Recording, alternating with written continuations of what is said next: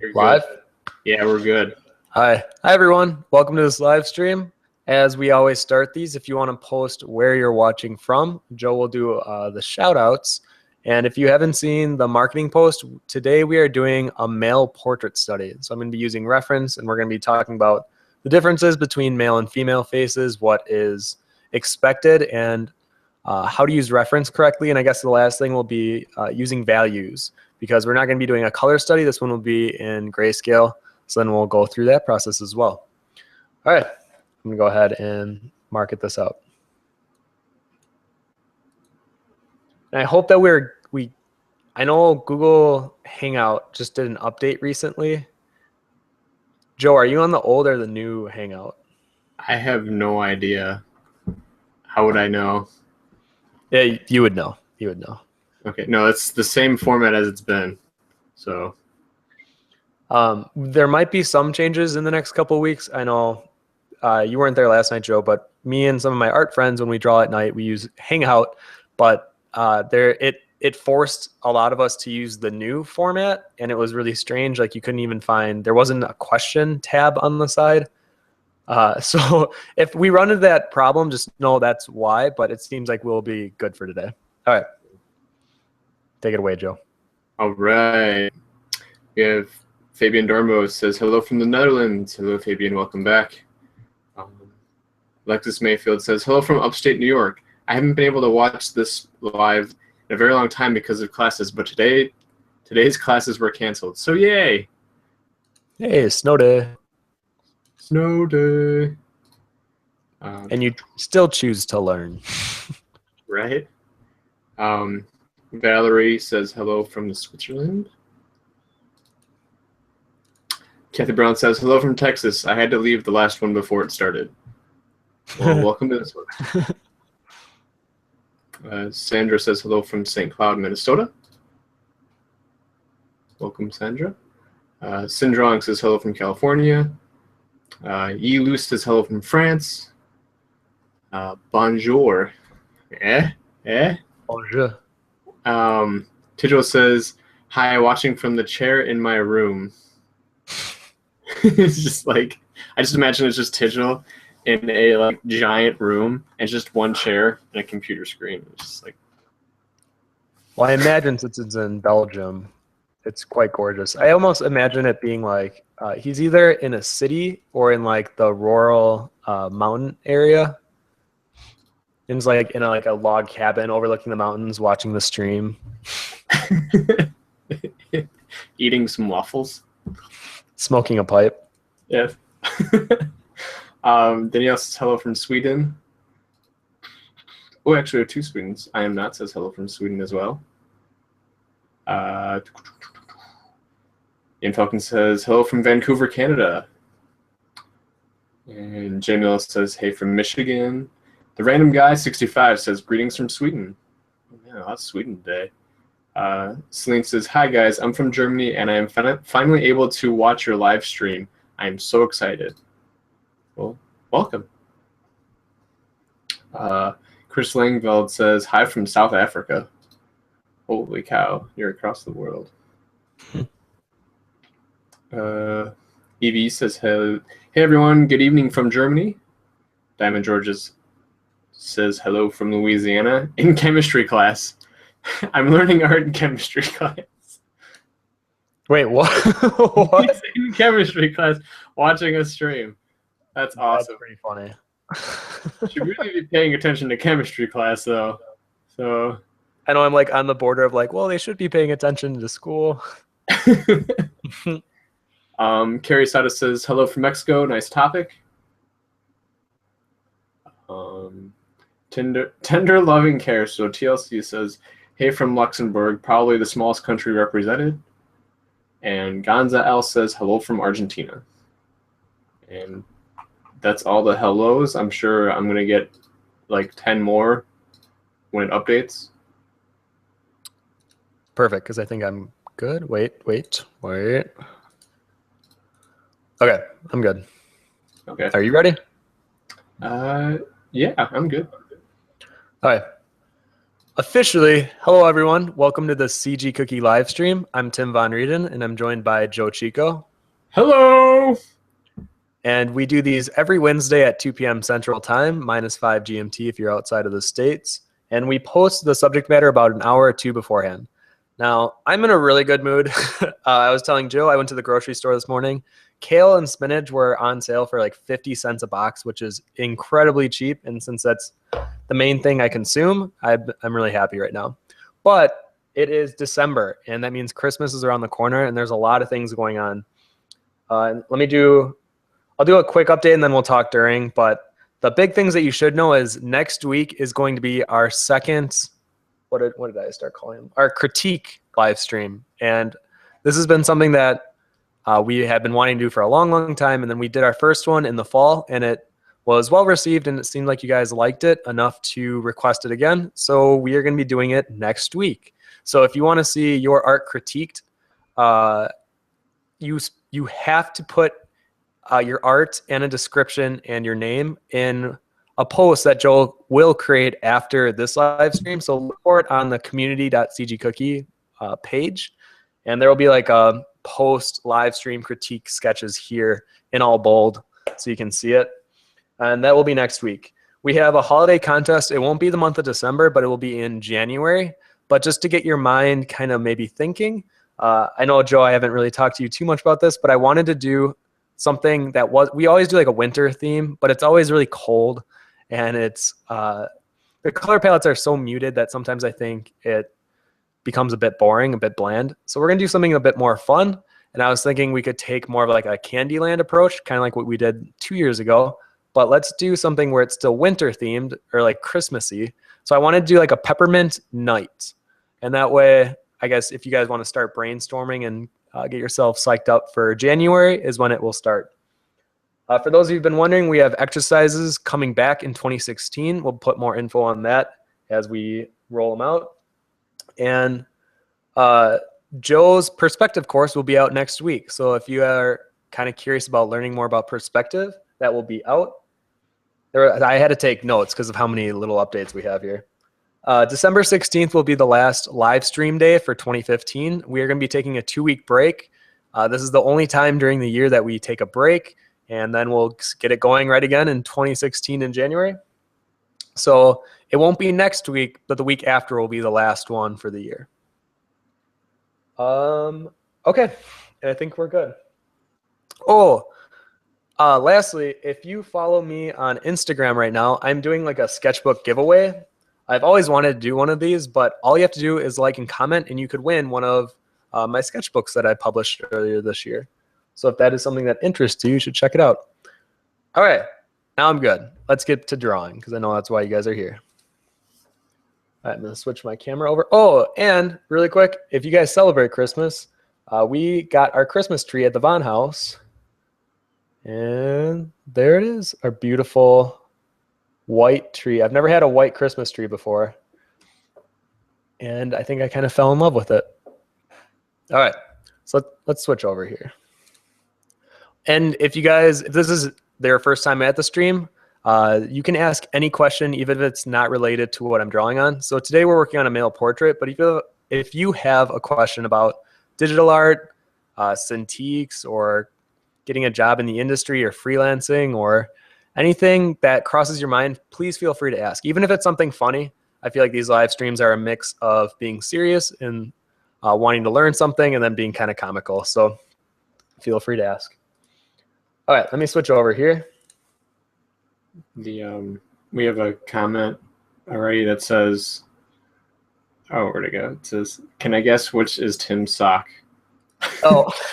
And then it says, I'm pretty confident in which sock is Tim's. If you guys were here last week, yes, we have all 5 stockings, but I still haven't gotten the one that I really wanted, but I found one in the basement that has my name on it. So if you can't tell, this one's my stocking. I guess a good guess would be if you can guess which one's Joe's. So maybe sometime if you just put like stocking guess and then the semicolon and then which one you think it is. Do you think it's the deer antler, the furry monster girl, the baby, the Tim sock, or the black snake? feel let us know. All right, let me switch back over.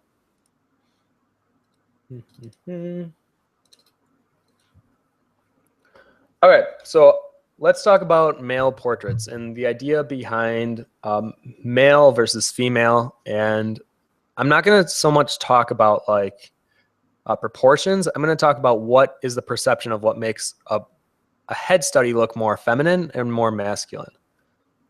Okay, so actually, let me use the pen to write some of this stuff down.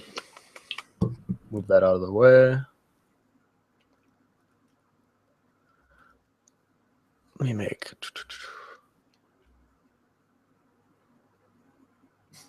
All right, so I'm going to have a little thing on this side.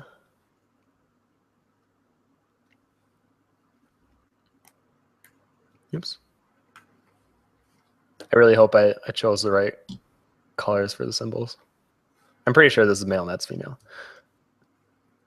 All right, so when you think male portrait, male proportion or a male facial feature study versus a female, there's probably a few adjectives that come to mind, but the main ones that you should kind of think of is something that looks masculine is typically more hard, and that's in their edges and the way that the features connect to one another, where a female or a more feminine facial feature would be more soft. So things are rounder, where things that are hard would be more chiseled. Now, this I'm talking on a very like expected, stereotypical, generic, hashtag basic level. So when you think of male versus female, typically this is the initial thought that you should come to mind. And then from there, it would be on the facial features specifically. So like on the eyes or eyebrows, males would be thicker and more blunt. Girls would be more curved and a little like arched, usually tweezed, so there's like a shape to it.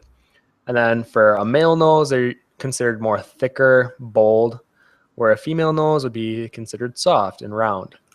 And then lips, typically lips can be, I would say, one of the hardest for artists to draw on a male. But my advice to you, if you're having struggles drawing lips on male, don't overshade them. Like keep it more simple. The more simple you keep it, usually it'll read less feminine. So like keep the shading on the bottom lip minimal, just have like a bottom indication for where the lip ends. And then on the top, keep it soft, because if you start edging it out, it'll start to look like they're wearing lipstick or some kind of a, I don't want to say gloss, but even with the highlight, you gotta be careful, because if you add too much highlight,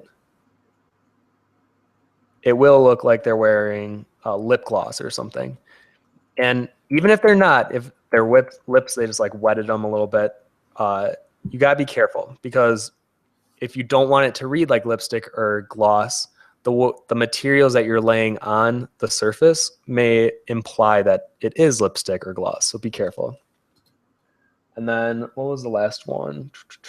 Oh, the jawline. Typically with jawlines, males have more of a boxy jawline where you can almost like have a shaping to it, where a female, you almost can like get rid of this line here. So there's only one bump, and that's at the very bottom of the chin, where a male usually will have this extra pronounced jawline bump here.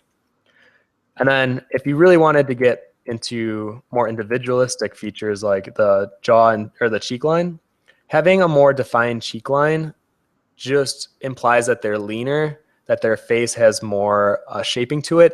And if they're pushed high enough, then you get into like a high model look, or a high fashion model, I mean, not high model.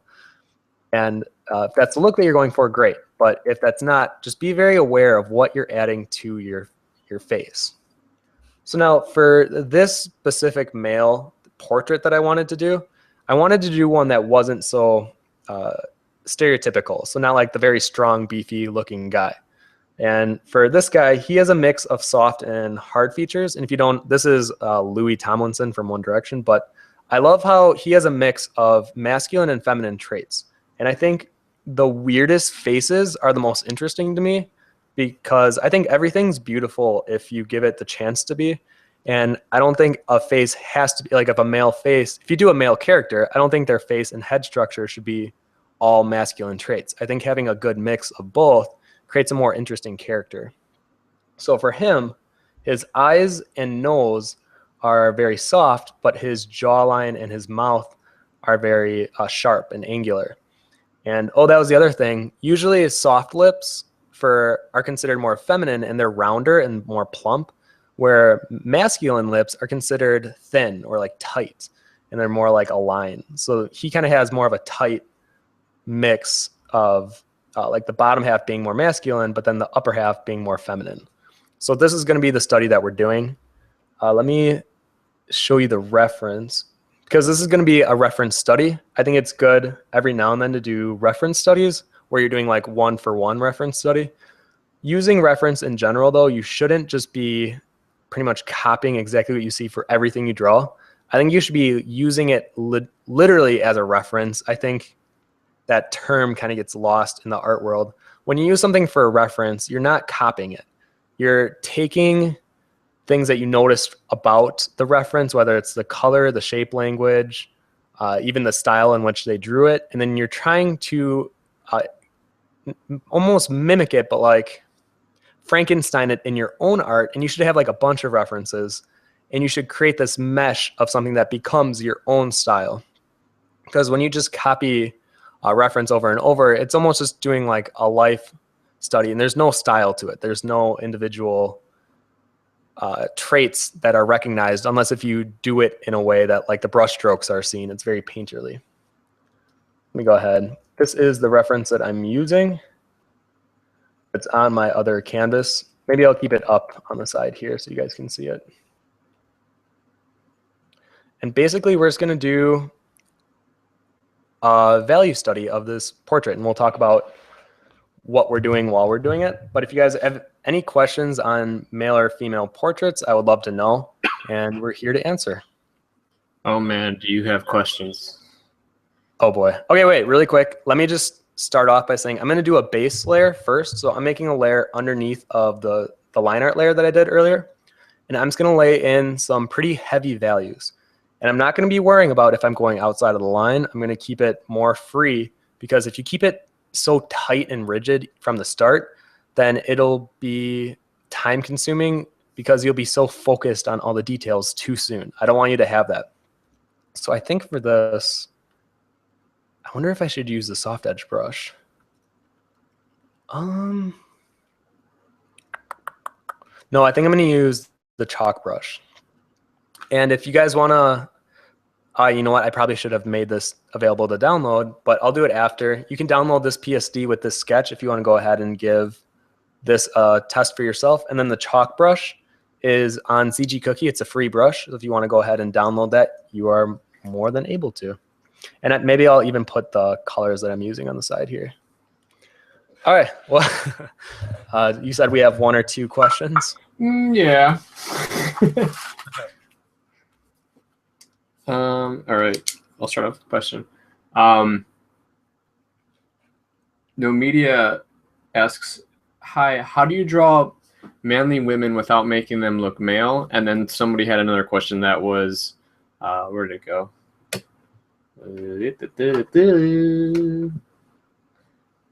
It was a question about how do you make men look more womanly? More womanly. More feminine. So kind of going back to what we were talking about, you know what, maybe I'll keep this up, but let me go ahead and actually write smaller here.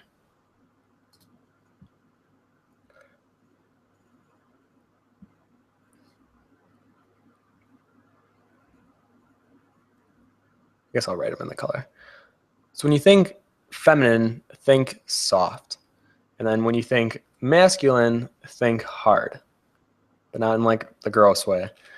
When you're creating each feature on your character, you'll know if it's more soft or hard just based on looking at it. But if you really wanted like more specific, like let's say if we wanted to make this face more masculine in the upper half, then we could go ahead and thicken the eyebrows, because you might have noticed like he has a very large gap in between his eyebrows from one side to the other.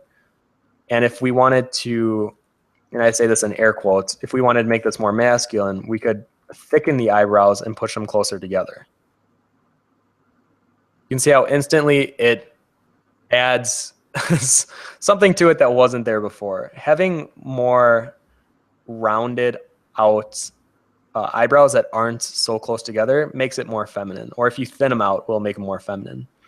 And then for the eyes, typically, and I don't know if I agree with this, but I remember talking about this with a few of my friends in college.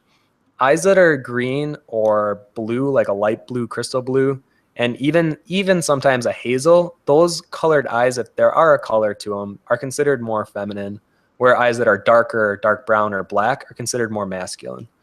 So if we wanted to make them even more masculine, we'd make the eyes dark. And then for the nose, right now he's got a very soft nose. I really like in the reference picture how his nose is kind of abnormal in the sense that it's not the typical, I don't know how well you can see this, let me zoom in.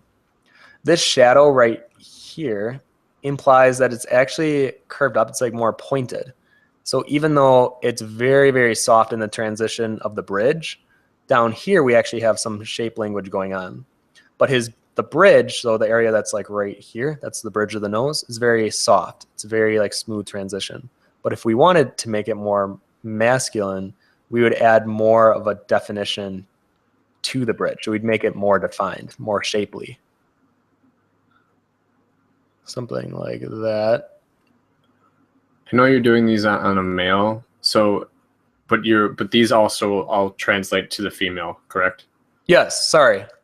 Everything I'm saying could be applied to male or female.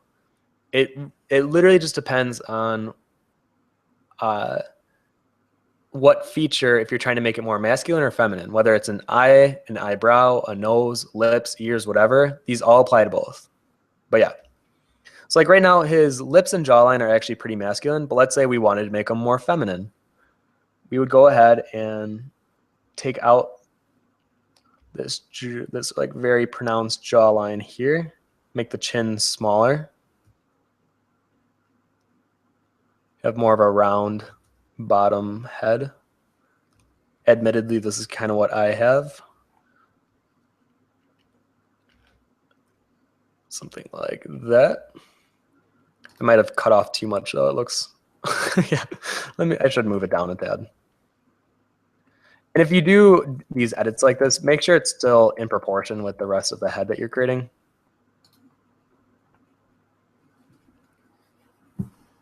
There we go. We just got to widen it a touch. And then for the lips, we just plump them if we wanted to make them more feminine looking. So I might make this not as defined.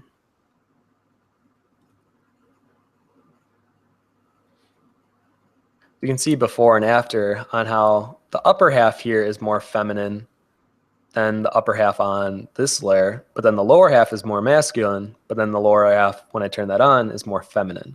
That's so weird. I know, it's probably a really weird transition seeing on and off. But yeah, like what Joe said, and probably what a lot of you are asking is, it just depends on the feature that you're working on specifically. It doesn't matter if it's male or female, because every feature can look more feminine or more masculine. It just depends on the result that you want. Because I bet you guys would even be able to tell me, just based on your family and friends, of someone that has eyes that are more feminine, even if they're a guy, or if they're a girl, they have a nose that's more masculine. And I think those are just general traits that people associate with gender, but really I think they could be applied to any. All right, let me get back to doing my base coat. What layer is that on? There we go. Do you want the next question? Yeah. Tigil asks, if you were to create the perfect androgynous character, how would you go about doing that? How can you really make people question if the character is male or female? It's kind of funny because I feel like people tell me I do that all the time with my characters. Let's see. Let me find her really quick. I'm sure if you guys follow me, you already know who I'm going to pull up. Okay, so on my swordplay characters, Red is the one that would be considered the most androgynous. And let me go ahead and move this to the center. So she actually has very masculine traits minus the jawline. But her eyes alone, if I took off the makeup, let me go ahead and make a new layer really quick.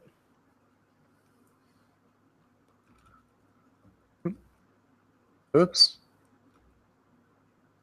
There we go.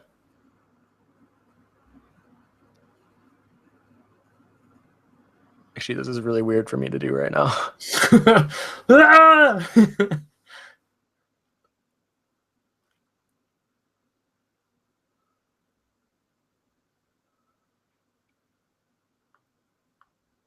Makeup is one of those things that I think can really add to a character looking more feminine really quickly. Well, now I'm making her look. Let me change this. So if you're trying to create a female character, but you still feel it doesn't look feminine enough, if you're going for like a very feminine character, add eyeliner and mascara and blush.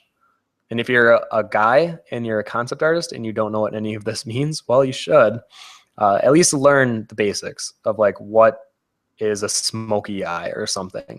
Even though we're not in the makeup industry, these are things that you should know just because as a character artist, you should know what makes a female feel more feminine just based on perception.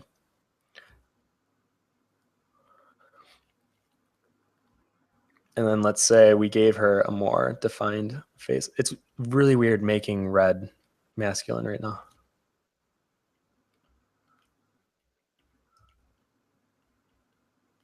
But like she could be a guy in like 3 edits.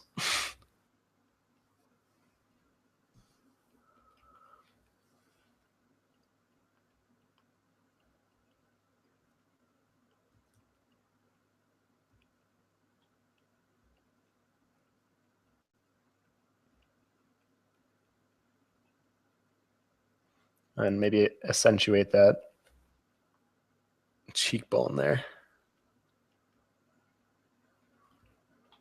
And usually males have thicker necks, especially in concept art, you see it all the time, where females will have like these dainty necklines or neck thicknesses, I guess. But if you thicken them up, it does add more of a masculine look to it. Tigil just said a comment. Hold on, where'd it go? Oh no, it's Tracy with the beard all over again. Now it's red without makeup. I'm going to thicken up the eyebrows and make them a bit more bushy. Bushy usually means like untrimmed or unkempt.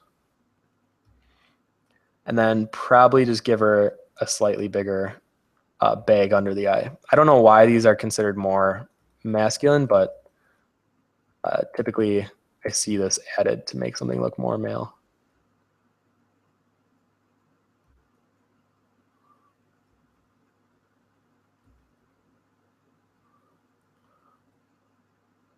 I think it's like the idea that cheekbones should be set higher on females, right?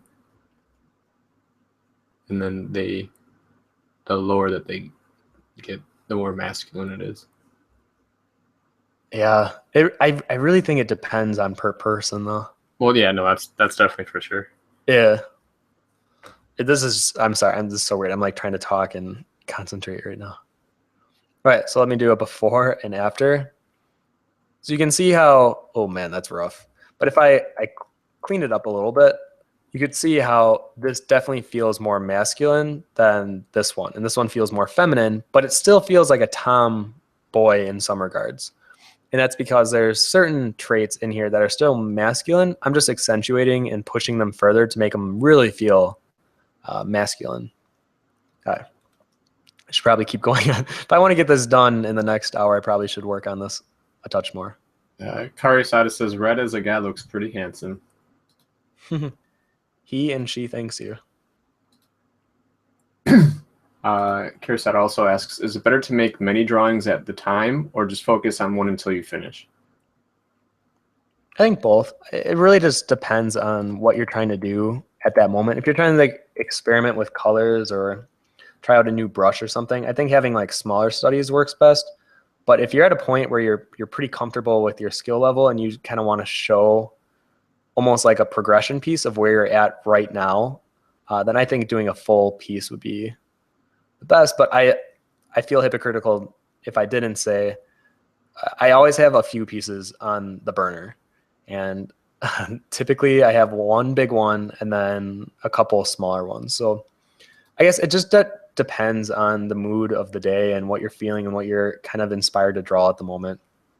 And one of my coworkers, Kent, if you guys follow Blender Cookie, one of the best things or quotes that I've ever gotten from him was, if you're feeling inspired to do something or if you're like motivated to do it right then and there, because then in a week you're not going to be as passionate about it anymore, and you'll lose that idea will never actually come to life because you were working on something else. But if you do it right then when you're most passionate about it, that's when you'd get the greatest results, because that inspiration and that idea are so fresh in your mind that when you let them sit for so long, then you kind of lose a desire to even work on them anymore. Toby Fox asks, Red has a bunch of brothers, right? Did you just create one of them? Actually, wait.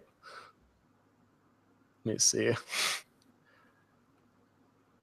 Kind of, yeah. I mean, her brothers, one of them has like a Bieber comb over from back in the day, but it's a bit messy. It has like some back hair. Oh, that's so weird that you remember that. Oh, weird.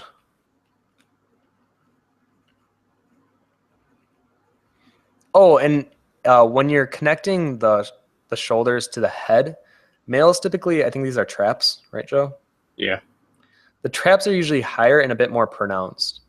So these would be a touch higher than what Red has right now. Smoke Illustration also says, don't forget the Adam's apple. And the Adam's apple, correct. Although what's funny is, as I was looking at Louis here, he doesn't really have a pronounced Adam's apple. I think maybe it could be higher in this image, but that would be another thing that's more, he has a more feminine neck, and it's even skinnier than what would be considered masculine. So not all guys have like really pronounced Adam's apples, but that's true. If you're going for a more masculine look, adding a Adam's apple definitely helps out. EVE says, that makes me wonder how the other characters would look gender swapped. Actually, one day I think I will do a full gender swap version. I did one of Red a long time ago, but he ended up looking like Sokka from Avatar. But yeah, I think that would be fun to do. And it's just like a cool little challenge, because then you're like picking out the traits that still define the character, but then you're like trying to just define things that make it appear more in that gender. Oh man, what would Tracy look like? Just like, oh, what if he's just like a jack dude, just like super cut? Maybe. I'm trying to think of what would I consider like a nightlife. Oh yeah, I guess he would be probably more on like the scandalous side.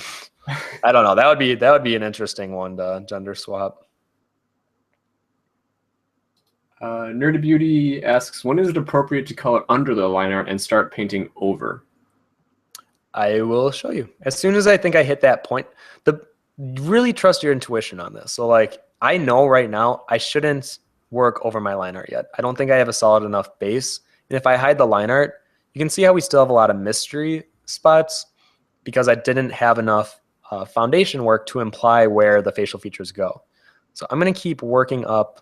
You know what? Maybe I'll turn this layer opacity down so that I can see where my values are being placed right now and what areas need them a bit more than others.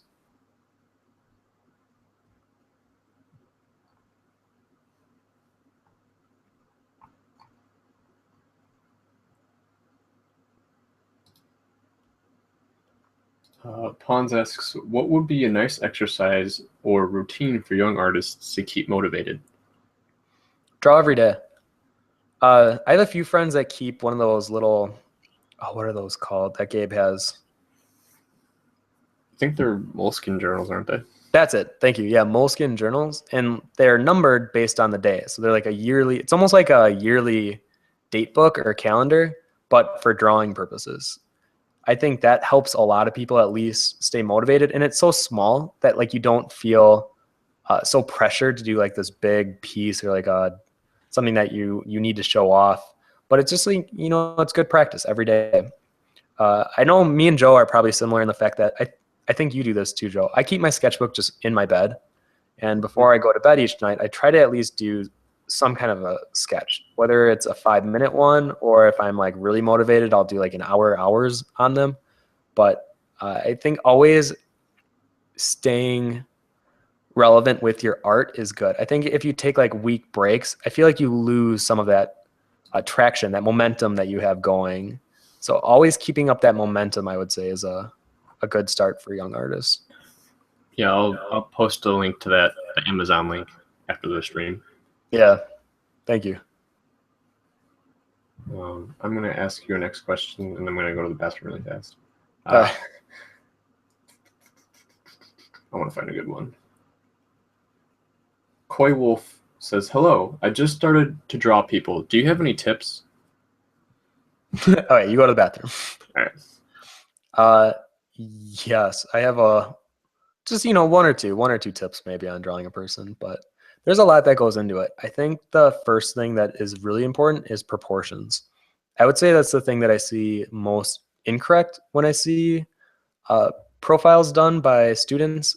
When I was teaching at a college, I was almost like amazed by how off all the proportions were, but they didn't see it. And once I kind of showed them what I thought was off and did like a quick paint over, they were like amazed. It blew their mind that they weren't able to see it before. So the other part of it is being self-aware and being able to look at your art honestly and evaluate it as if it was someone else's piece of art.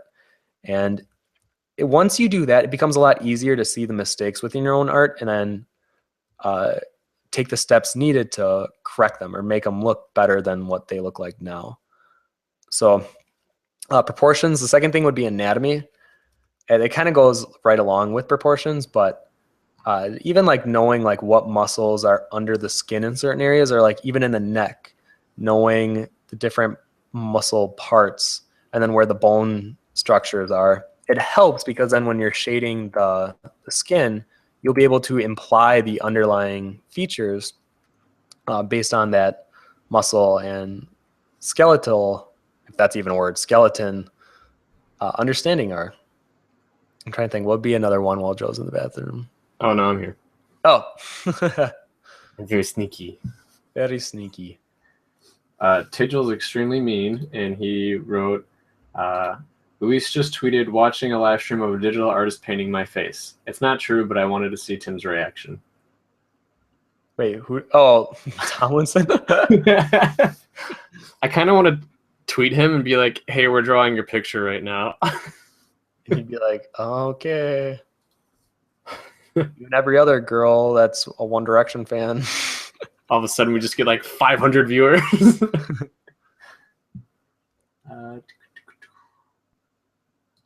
Valerie asks, when I draw portraits, should I begin to draw everything in black and white before adding colors? I don't think there is a right or wrong way. I think doing both is the best. But in terms of just purely understanding values, I think doing grayscale studies are awesome. Because even like with this face, I'm able to recognize like what planes are facing the light just based on the tonal contrast of the areas that are more on the white range, have a higher brightness versus the ones that have a lower range. So like this entire side is in shadow, or at least it's like sliver here.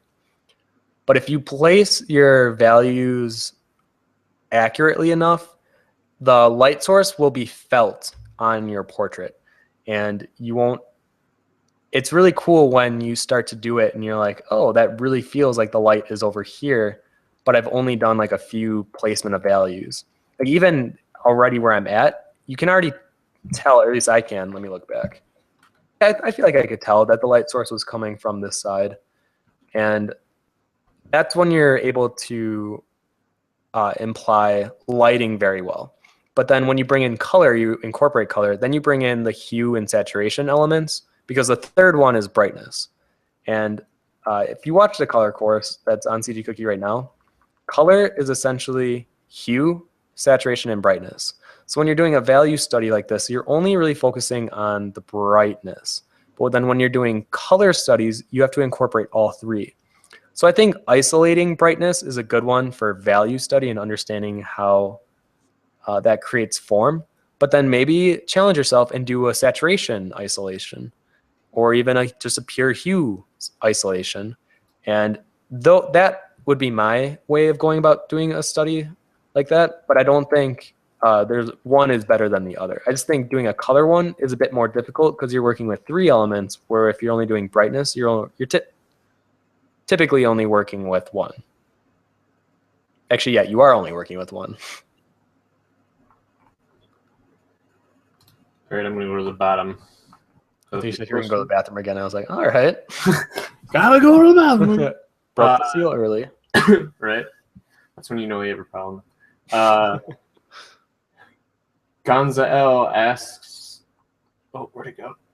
What do you think about Samurai Jack coming back in 2016? I didn't know that. Yeah, they released it today. I'm so pumped. Wait, seriously? Wow. Yeah. That's I'm cool. going to Adult Swim. Actually, to all of you out there right now, I don't know if you guys know this, but I'm like a really big Digimon fan, but I haven't watched the new season yet. So no spoilers, please, in the comment section. I've been like avoiding anything that would have like anime news or even Facebook. Well, I don't really check Facebook anyways, but anything that I could spoil something for myself, I haven't been checking. You're going to just wait till the whole season's out and just watch it in one sitting? This is going to sound like an anime sin, but I'm actually waiting for the English dub. Oh, okay. I really like the English dub from the originals, and since that's what I remember growing up with a kid, it feels kind of strange watching it with subtitles, so I don't know how long I have to wait, but I'm going to wait it out. I want to know how much more like adult themed it is. I hope a lot, actually. I wonder how intense it gets. I want to watch that too, though. I'll let you know when it will probably be a few months minimum. But yeah, no, this new Samurai Jack's coming. That's awesome. I like most of the Cartoon Network shows. If you guys, I don't know if the international viewers know what some of this is. I'm sure they know what Digimon is, but is Samurai Jack an American animation studio, or is that? Oh, I don't even know. I'd have to look into that. But that's awesome. I like Samurai Jack. I'm pretty sure it's American. If only I had Google to tell me. Only I wasn't drawing these lips. Right. I'm looking it up right now. Thank you, Investigator Joe. Yep. Yeah, it's by Cartoon Network, or that's the production. I'm not sure about the animation studio. But yeah, no, I forget. Someone was telling me about how they had to study one of the episodes for their animation class. It was the black and white episode with when they're like dressed up as ninjas. Oh yeah. That episode is so good as far as animation goes.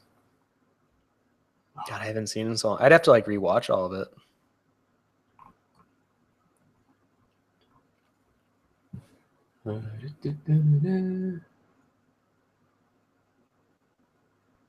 Tidgel wants to know what your reaction to the face-off winner was, the newest one. Without spoiling it for people that actually want to watch it, I was happy about it, I guess. She was the one that I wanted to win, but the season as a whole still didn't feel like it was up to the quality that previous seasons had.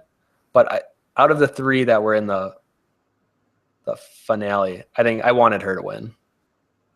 I think it's weird after watching or seeing some of those episodes from the previous seasons, like the ones with Anthony Cozart and Laura. Yeah, like their quality is like extremely amazing. And that's not to say that the new ones, like the people who won, weren't good or great, but there's just something about those were just phenomenal. I would say there's a notable difference. I think they might be going a little too fast with the face-off seasons. Like the new one starts in January, right? And you're or like, is it February? I think it's January. No, I really think it's January. it's beginning of But the it's year. like they should give themselves some breathing room between each and like really let newer artists apply and get their portfolio together. They really should make a new introduction. They should do. Yes, that too. So That's I a know good those must. face-off people are watching right now, so I hope they hear what we have to say. Okay, so now when I hide, really quick, when I hide my line art layer, you can see where all the facial features are kind of set, even though there's areas that look very unfinished. Like I feel like we got some lip slidage over here, and like there's not a top parts of that here, but that's all things that we can add in when we're detailing. So this gives me a good base where if I zoomed in maybe like to here, and I'll start doing more like isolated studies of doing like the different facial features from this point forward.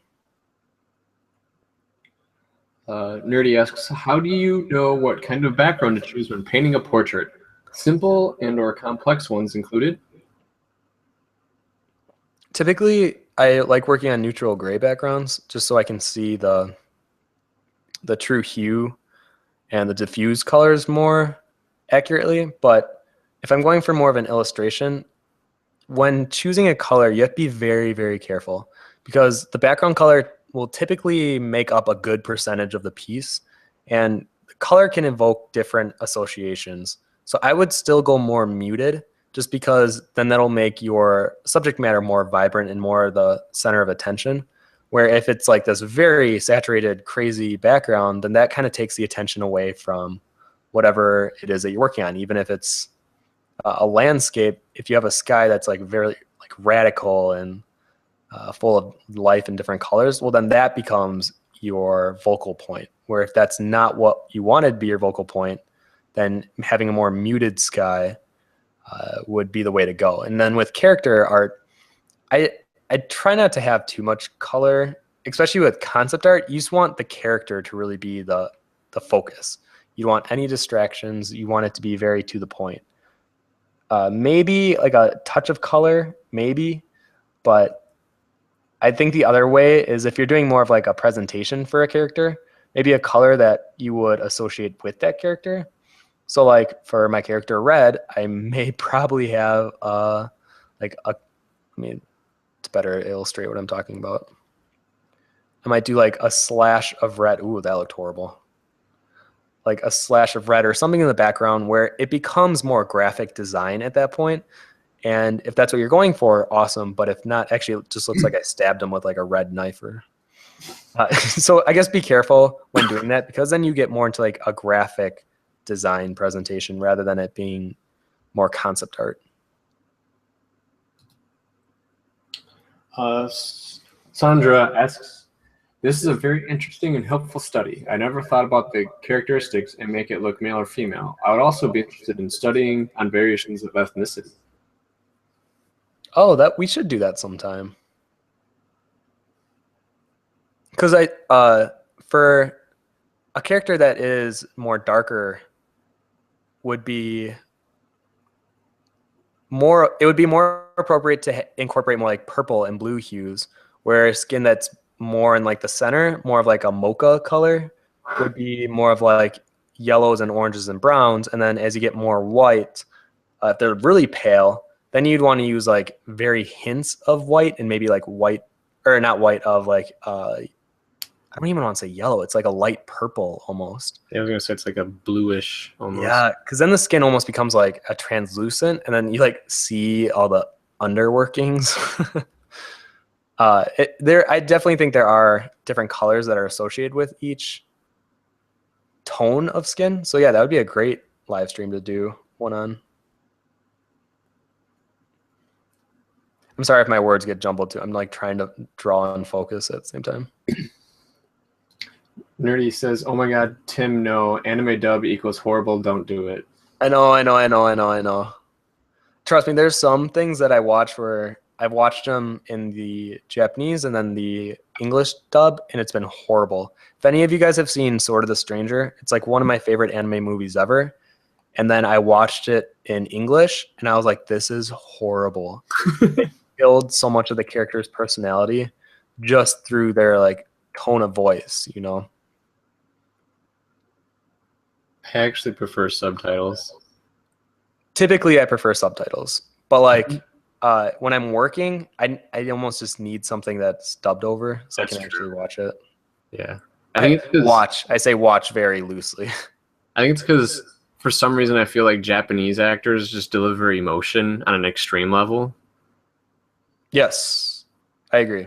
Like, Sometimes I think it's too extreme.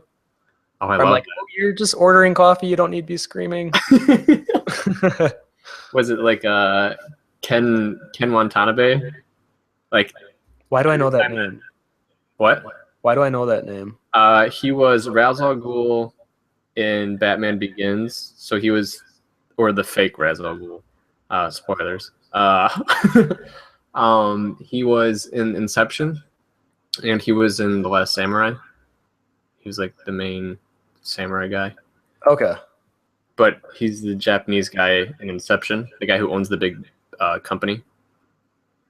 Oh, okay. Yeah. But he always does death scenes so well, or at least I think so, because he's just so dramatic about it. All right.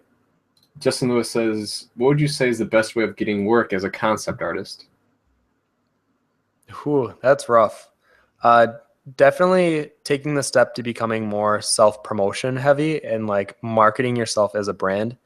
I know that sounds really gross, and even as I said that, I was like, ugh. But it's very true. The artists that are really good at doing self-promotion are usually the ones that get the work, just because they're the ones that are seen as available. So put yourself out there. Don't be afraid of, well, putting yourself out there. Don't be afraid of that.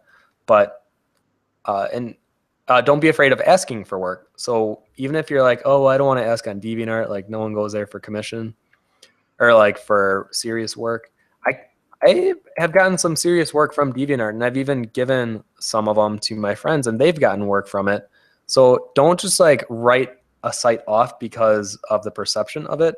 And I don't know why I feel like I'm always defending DeviantArt on these live streams, but I do like DeviantArt, and I think even though there's a lot that gets posted to it, and I mean a lot, if you're willing to like sift through it, like there's a lot of gold and diamonds in the rough. So put yourself out there and don't undersell yourself, but be honest about your prices and what you're going for. Because some artists, I think, enter the freelance game too young or too inexperienced, or their craft really isn't where it needs to be. And don't take it as like a negative, like, oh, I'm not good enough. It just means that you haven't had enough experience yet. You don't know how to create something in an efficient manner yet. So just keep working at it and push through the struggle, because I know there's gonna be times where it's gonna really suck, and you just really have to push through. The artists that have, this has become like my favorite word recently, is tenacity. The ones that have tenacity and they keep trying even after they fail and after they are told that they can't or they're not good enough, they just push through because they believe in themselves. That's what will get you a job, no matter what, or at least that's what I believe. You gotta want it. You gotta believe. Um, Or wait, really quick. For this eye, I've gotten to a point where I've shaded it, but you can tell I haven't added on the highlights yet. So on the eyeball itself, oops, we can see those little white specular dots going on. But when I draw my eye, I always save that for the very last. And that's because it's so much easier to draw the highlights on top than it is to like incorporate them in. So I'm gonna zoom in here, and his highlight is right here. Oops. And since I want it to feel textured, because the rest of the style that we're working with is textured, it'd be really weird if I had like a really solid circle dot like that. If it looked like, let me do it on here.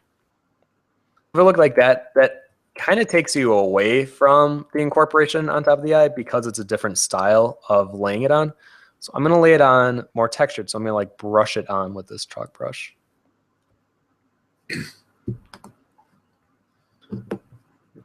we're about at the 1 hour mark. Just to let you know. Okay. Oof. Okay, I can do this. We can do it. We got half hour. Okay. Mhm. Okay, I'm doing this on a new layer so that you guys can see before and after. I'm adding just a touch of highlight up here to the skin. Not too much. Skin is typically more flat in the reference picture, which I know you can't see at the moment. His skin is very matte almost throughout, and then where the shadow begins is kind of where you start to see more contrast in the value shading, but for the most part, it's pretty matte. All right, so if I turn that layer on and off, you can see the difference that that highlight makes. Now, admittedly, I think that highlight's too strong, where in the reference picture, it's the eye that is more open on the other side that has a stronger highlight. So I'm gonna use my eraser tool and just lightly touch over it like that. And while I'm talking about the eyes themselves, you'll start to notice that there are eyes that you might be more attracted to when you're drawing. So I love hooded eyes. So this eye on the left here is considered hooded because you can't see this upper eye flap on this eye. So hooded eyes I love drawing, but what's interesting on this shot that they did of him, this eye, you can see the eye flap line. On this one, you can't. It's like being covered by the skin that's folding over.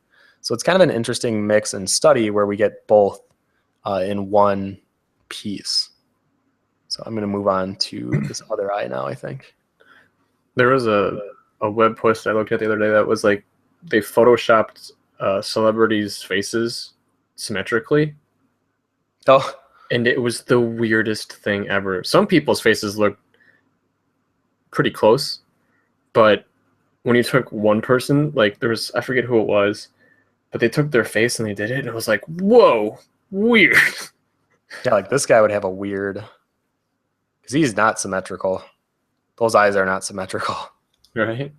Even the eyebrows, look how much thicker. I mean, I know that this one has a shadow on it, but this one's very thin. Yeah, I think what would be a good idea is for viewers to take a picture of themselves, like a front-on picture, and then cut their face with their with Photoshop, and then copy and flip it on the other side and see what it looks like, and notice all the little differences between between each side.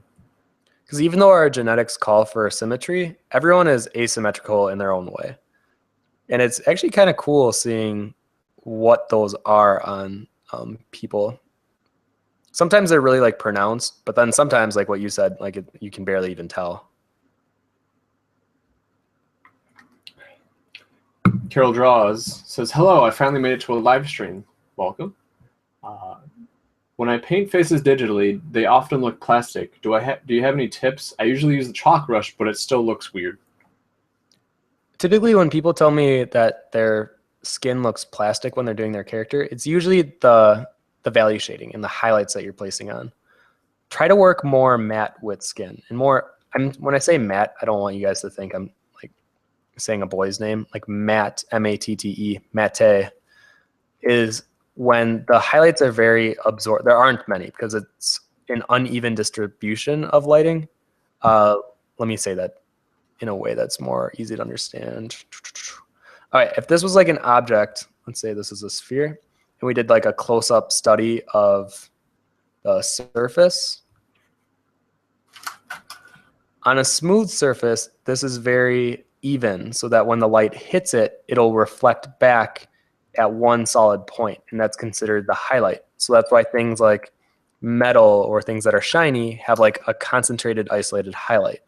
But then things like skin or fabric have a bumpy surface, and it might even be very, very, like you might not even be able to see it with the naked eye, but really, really close zoomed in on the material, like under a microscope or something, you could see all these different bumps. So rather than the edge being smooth now, the light's hitting each of these individual bumps, and it's creating like a glow. So where it hits the strongest will be in the center where the light source is coming from. But since each of these spheres would be reflecting the direction of light back, it just depends on, it would like do a gradient effect out. And that's why things like skin or things that are more matte or dull in appearance just have like a little like a soft glow to the lighting because it's being distributed on the surface rather than having it be in like one isolated area.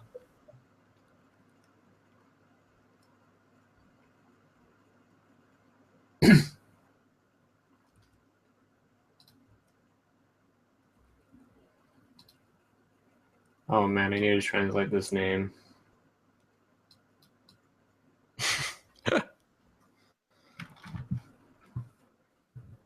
Hold on.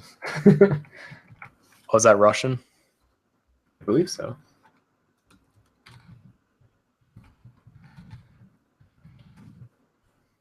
What does Google Translate tell me? Vladislav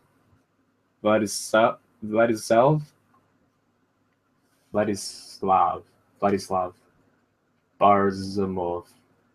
Oh. Perfect. Asks, do you read comics or graphic novels? Do you like Oliver Ledroit works in particular? I wish I did read more. Admittedly, I will pick up like if I go to a convention and an artist has like their own personal book on the table, I'll read that. But in terms of comics and graphic novels, I don't make the time to read them. I really should, at least at night. Like right now, I read dumb stuff at night that it's just throwaway stuff. It's like MTV News, just things that have no like legit purpose for me reading. But I should get into more graphic novels, especially if I'm writing what could be considered more of a graphic novel. Then I should know what's out there and take notes and reference from what other artists are doing in the industry. I think Joe does though. Yeah, I used to read a lot of graphic novels, primarily Spider-Man and Venom, and then Star Wars ones. I have like a huge collection of Star Wars comic books. I love them. I mean, I don't like buying single issues. I'd much rather just buy like the big, thick graphic novel. I mean, anything by Joe Mad is usually just like gold. I've watched a couple of Jim Lee tutorials, and his process is really awesome. Who else?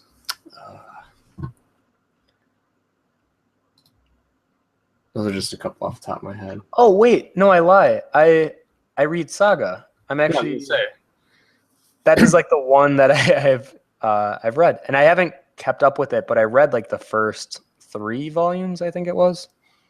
That's really interesting. I think just for the visuals and the weirdness of it, that's what I like the most, because then I'm able to like get inspired from how weird that they are being. Or I think it's a she. I think that she's being with the book.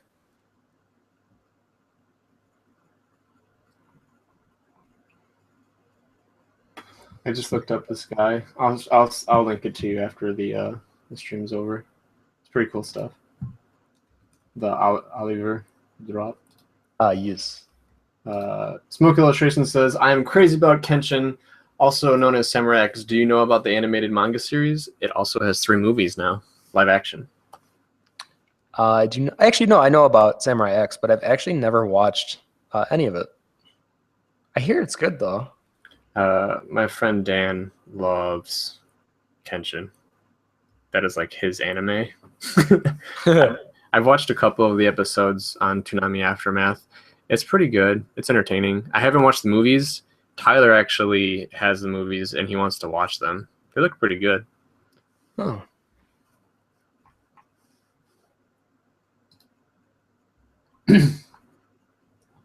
I am searching through the questions. Oops, I got it. I got so distracted. I was like working on the coat. I need to finish this eye. Alexis asks or says, I don't like asking for people to be my drawing models, like just their faces. So I secretly look at their faces when they are paying attention to something else, so I can get a good look without the awkwardness. I feel so weird. Don't. I do that all the time. Actually, when I was in Australia, specifically, I would wait for people to like nap or doze off, and I would just draw them. So like we would take the train, or I forgot what they're called over there. There's something else that we rode, but we rode them all the time, and I would just always look for the people sleeping or napping, and I would draw them. Or on a beach or at a pool. This is gonna sound really creepy. I always draw people there because it's like free life drawing, essentially. And there's always people like sitting on the edge of the pool or tanning. And you get like a full body study. But to not look as creepy, I always wear sunglasses. So pro tip, if you're an artist at a pool and you want to do like a study, just wear sunglasses. You almost can get away with it. Wear big sunglasses. And look up minimally.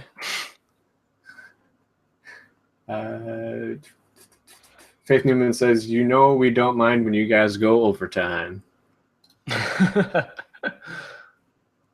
True, very true. But we are also very hungry and Subway's waiting for us. No, I'm kidding. Yeah, this one might go a little over just because I want to make sure I hit on all the facial features. And admittedly, this eye feels a much better study than this eye. This one feels too tight, and I think I'm going to loosen it up just a touch.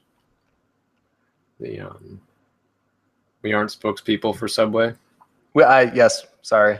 Don't want to get yelled at by Subway Corporation. We don't sponsor them, but I hear they're looking for a new one, so. But I hear they have gingerbread cookies coming December to a store near you. Toby Fox asks, my illustration professor, when looking at my portfolio, said I should draw/paint less fictional things. And then when she looks through my sketchbook of realism life studies, says the opposite. Any advice? It sounds like you have a teacher that maybe just be conflicted on what to tell you. It just depends on where you're. Actually, I'm assuming maybe this is what they meant by that.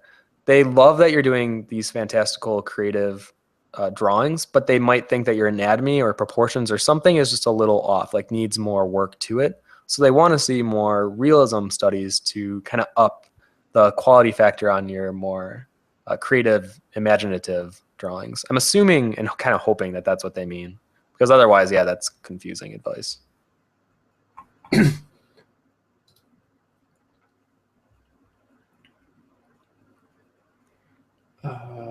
This is a good question. It's from Micah or Mika. It says, hello, how do you push yourselves to draw something that you can't? Even though I know avoiding drawing, it won't help me, but I do avoid it anyway. Good question. I think that's the struggle that all artists face. Sometimes it's letting go of that fear or like trying to control it too much. This is something I feel like I battle with almost every piece, is the control thing. And you gotta just let it go or force yourself. If you recognize that you're doing something that you're like, stop doing that, listen to yourself, stop doing it. And usually when you're able to let yourself be more free with your art, that's when you create the best work. What about you, Joe? What do you do? I was going to agree with you, where it's just a lot of times when I'm drawing and I'm thinking too much about what I'm working on, it's almost kind of mentally exhausting to be like, oh, well, we got to put this in there and then this and there and then it just looks like you're not happy with it, and then you just scrap and move on to the next one. I think, like you said, where if you just kind of not turn your brain off, because you still got to think about what you're doing, but don't overthink, because I think that tends to hurt more than it helps. Let intuition take over. Mm-hmm. And kind of feel it out. Don't force something unless it's absolutely necessary, like you're trying to learn something. Like right now, this perspective course has taught me a lot, and I've enjoyed perspective in the past, but I also know that I struggle with it a lot, which is the real reason why I wanted to study it and teach a lot of people, because I feel like they're kind of in the same boat. But it's a lot of just sitting down and being like, okay, I need to understand how to draw things in perspective, so that way I can teach other people how to draw things in perspective. And it definitely has helped me tons with understanding how to just put things in the correct perspective, you know?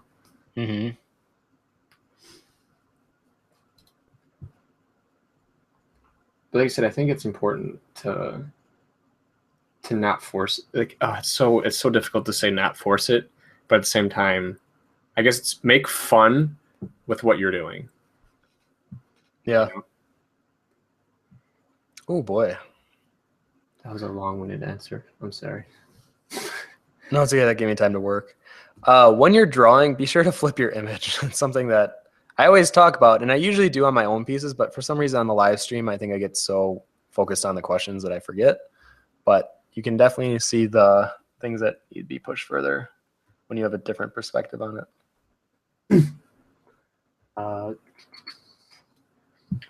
Valerie asks, are you currently using the same opacity for your drawing, and what about the flow? People are asking about like your brush settings. Oh, everything's always at 100%. And then when I go to my brush settings, I do not have shape dynamics turned on. The only thing I have turned on is transfer.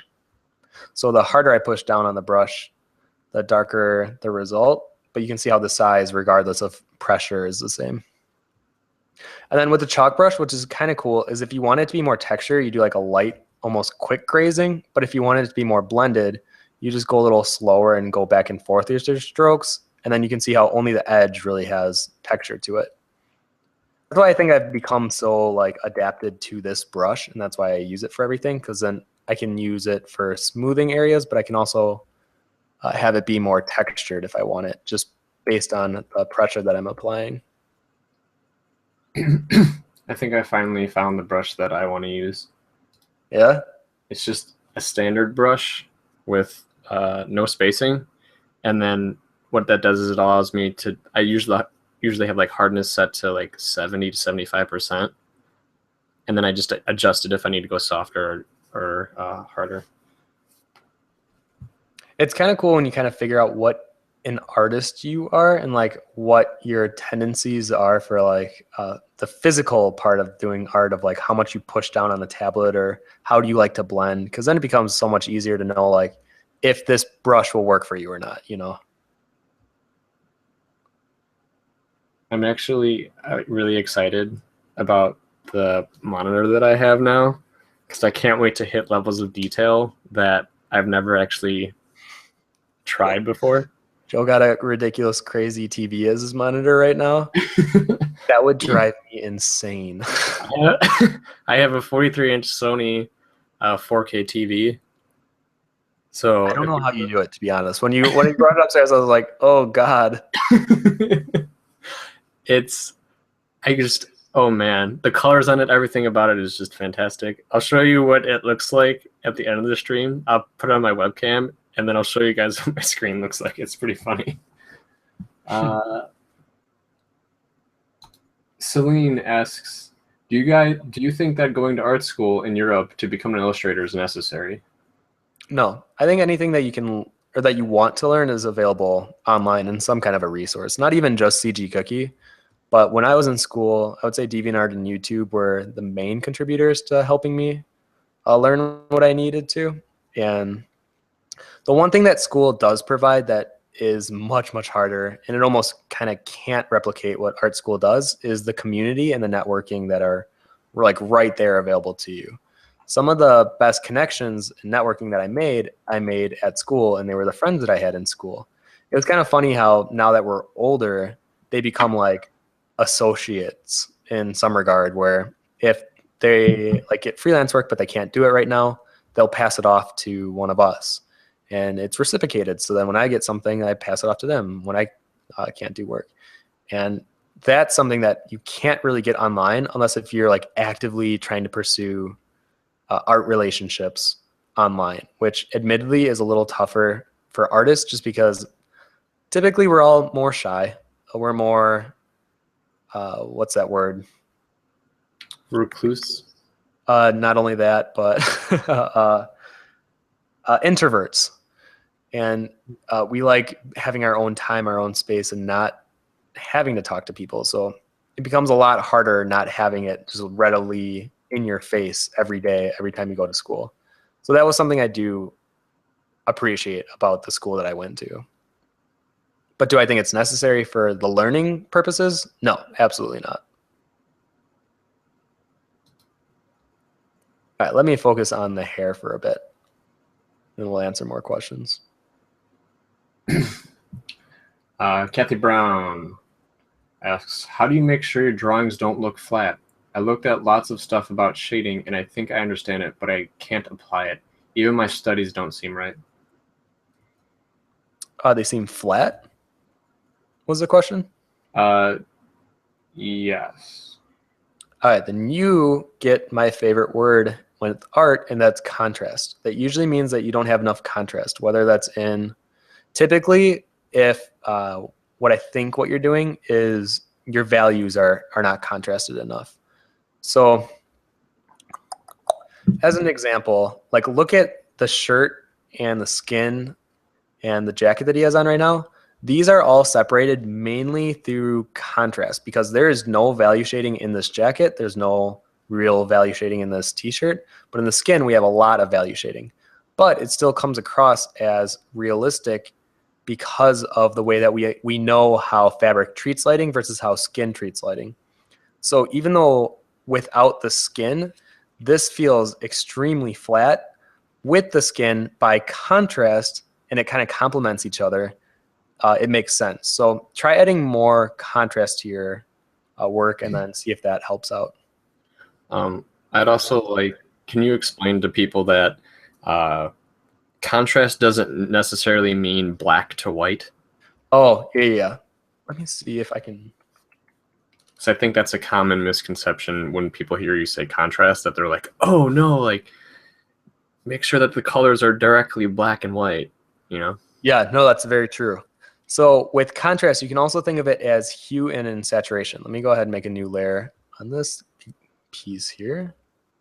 I know you guys can't see my color picker, so I'll put them over here. All right, so this color and this color. If I open up my color picker, these two are actually on a same saturation level, but the brightness is different and the hue is different. Let me find an example where the hues are the same. I don't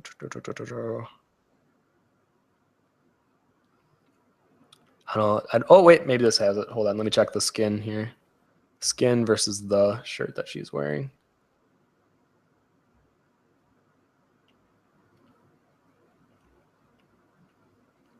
Okay, so this is actually a good example. These two colors are pretty much the same hue. They're both like in the red pink category, but the brown is slightly darker in brightness, only slightly. But the reason that we get such a contrast is because of the that's still brightness though. That could still be considered black and white. Because if we did a hue and saturation layer on this, you can see how these two are actually pretty similar. Let's see where there's an area that maybe is. Oh, here we go. Okay. So these bandages and the box themselves. The bandages are this like reddish color, but you can see when we go grayscale, actually like more like here, these two blend into each other if it was just on value. So just working on brightness. And if you guys, sorry, I intermingle the words, but value and brightness are essentially the same exact thing. It just kind of depends on how you like to say it.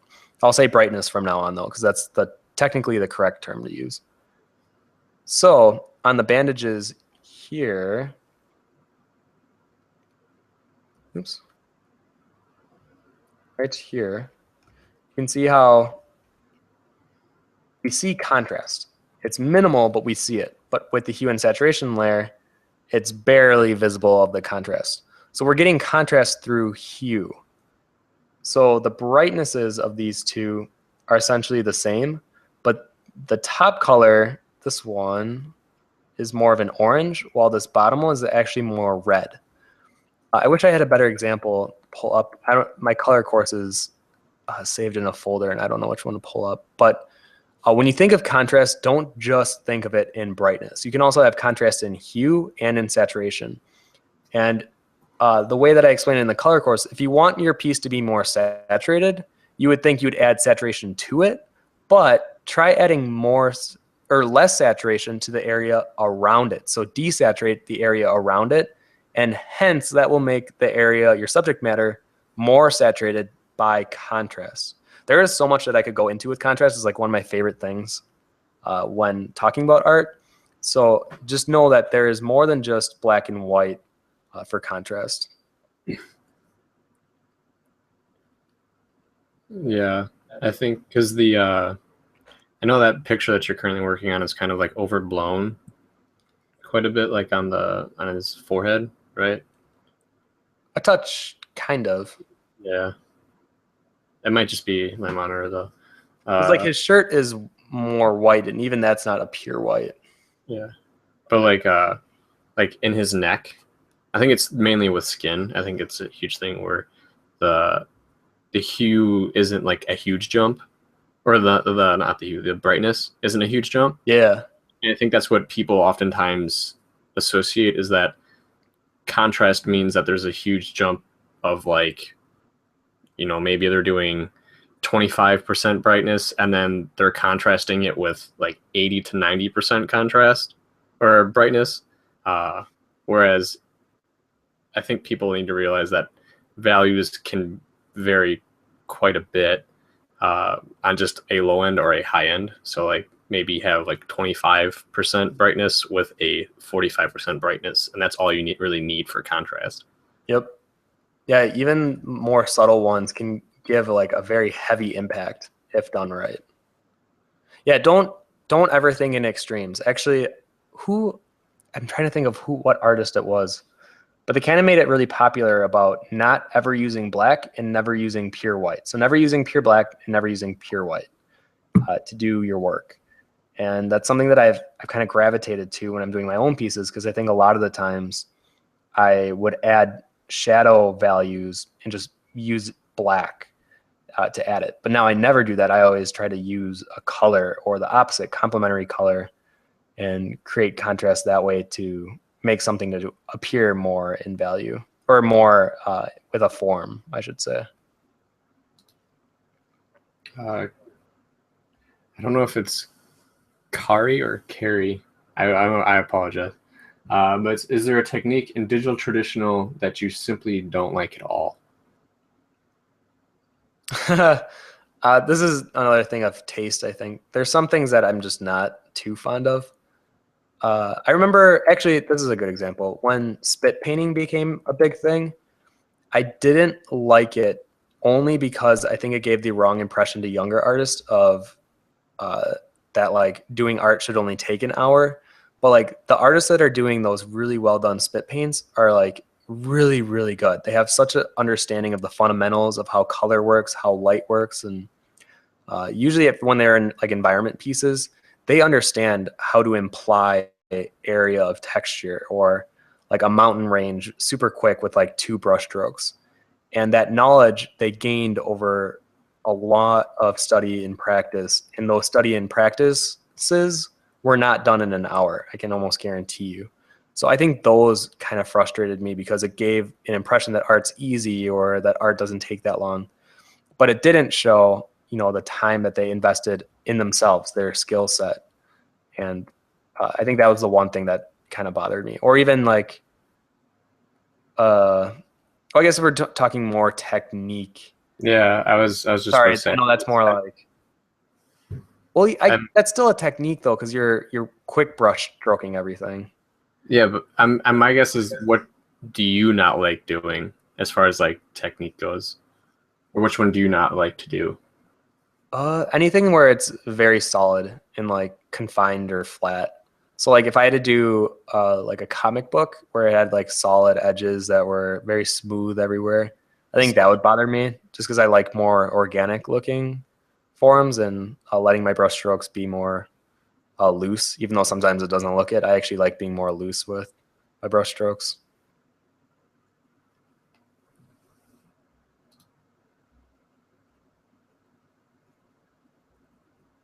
Anna asks, what is the difference between opacity and fill in a layer? How do you best use them? How do you what them? Best use them. Well, it's kind of strange because I never actually use like the opacity percentage on the very top, and the flow is always set to 100. Opacity, it's really easy to see the difference, 1 to 100. Like for flow, it's a little different, because typically when I'm thinking of flow, it's at least for me, the way that I was taught with flow is it depends on the brush that you're using, especially when you're using a texture brush. Like this is the result of a 1% flow. Let me show you 100%. So then 100% would be normal. Whereas opacity just purely affects the output that you're doing. Flow kind of affects the actual texture or the brush qualities that are specific to that brush. So I usually just keep both at 100. But if you want to play with them and experiment, I think that's awesome. And I would actually recommend doing that so you can kind of understand the difference between both. Admittedly, I don't think I've done enough studies of different flows because I've been so comfortable with just testing the opacity that the flow never seemed to benefit me personally. I think that they were talking about fill layer, or the layer option, not the brush option. Oh, at the very top? So yeah, in your layers box. If I was honest with you, I don't know the difference between the layers one. I think it has to do with Actually, let's see. Let's experiment together. So opacity is obvious. It just is how much of that layer is seen. Fill. they both have to deal with transparency. I know that. Yeah, fill seems to be doing kind of the same thing.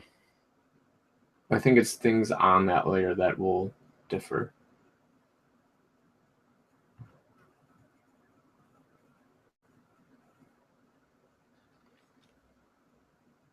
Oops, where's my reference? There you are. All right, so when doing the hair, I'm trying to create this base first. And even the little strands of hair that are going outside of the main shape, I'm going to blur them out in just a second. But I just want to create solid strokes first, because you can see even in the picture, the outside rimming of the hair is kind of out of focus. So to create that effect, you usually, or the way I do it is I lay in the strands first, and then I'll take like a blur brush. I won't use a smudge, just the blur, because I know sometimes that has a tendency to over smudge, and then it looks very push and pulled, and I don't want that. So I'll just use this blur brush. Okay, I think I know the reason or the answer for the opacity versus fill. So maybe we should just do a quick Google search on that. Yeah. So the opacity, like if you were to use text options and you typed in text and you were like Tim, right? You just typed in your name and you set the opacity to 0 to 100. It would obviously be transparent. It's the same thing with fill. That's what you experienced earlier. But if you have blending options and you change the blending options on, so like the bevel edge and stuff like that, and the drop shadow, but I never use those. Okay. So fill, if you were to take fill all the way down, it would leave the blending options. Whereas if you were to take off the opacity, then the whole thing would disappear. So that's the difference. So it's almost for like graphic designers. Mm-hmm.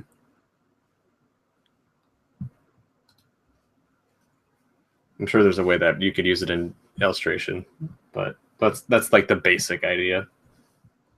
Okay.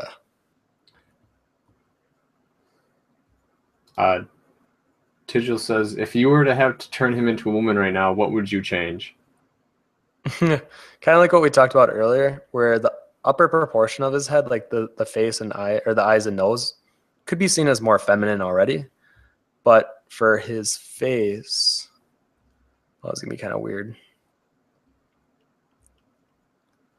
I would slim down that jawline because it's more defined. I would take out the facial hair.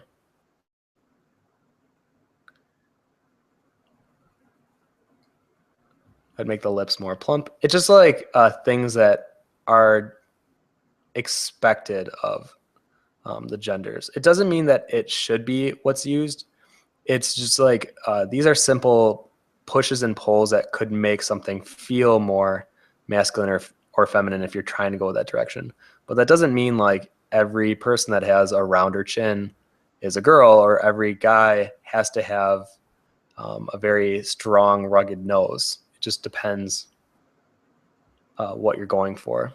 So I'd smooth everything out, and then I would actually put makeup. I would give it this kind of smoky eye effect. And pretty much a smoky eye is just where it's darker, kind of near the edge. And then it has a gradient going in.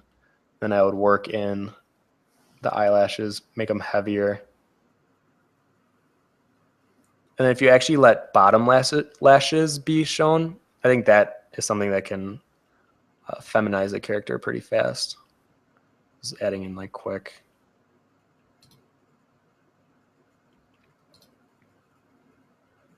And then that would be, I guess, the general direction that I would take it in.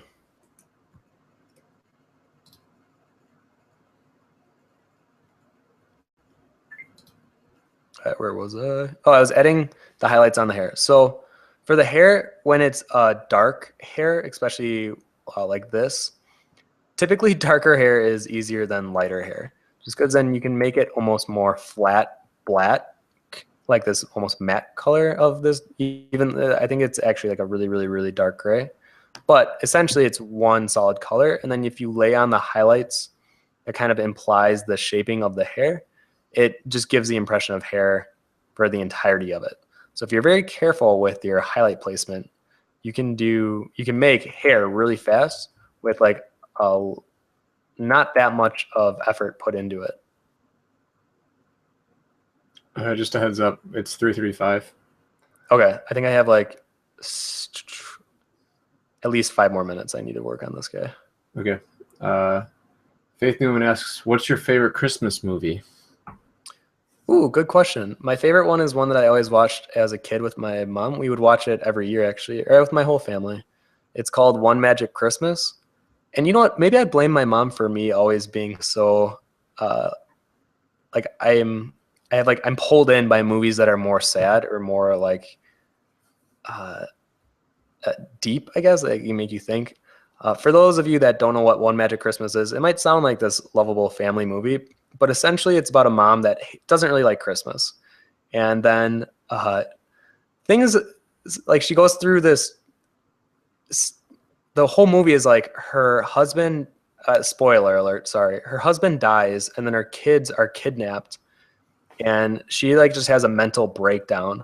And then her kids are returned to her from an act of Christmas spirit. And she has to explain to them about how dad's gone now. And the whole movie, she's trying to work.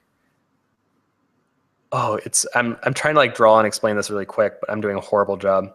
Essentially, it's like you found what really matters in life, and that's what Christmas is supposed to be about. And it's supposed to remind you that, you know, family and the people that you care about is what's most important. And that's what Christmas actually is. Yeah, it's really sad. Oh man. The couple that I can name off the top of my head is Home Alone. Gotta watch Home Alone. Elf. And oh man, Jingle All the Way. I kind of want to watch that. I haven't watched that in a while. And then Muppets Christmas Carol. Those are like top 3.